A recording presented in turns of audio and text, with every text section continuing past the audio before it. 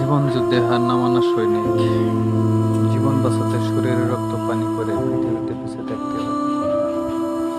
পুরুষ মানুষ সে নিজে জানে না যে সে কার জন্য বাঁচে। সত্যি কথা, পুরুষ মানুষ তার নিজের জন্য কখনো বাঁচে না। পুরুষ মানুষ বাঁচে তার পরিবার পরিজনের জন্য। সে কখনো জানেই না তার ভালো মন্দ, শরীর খারাপ কি কখনো অসুস্থ, এসব কিছু কখনো সে ভাবে না।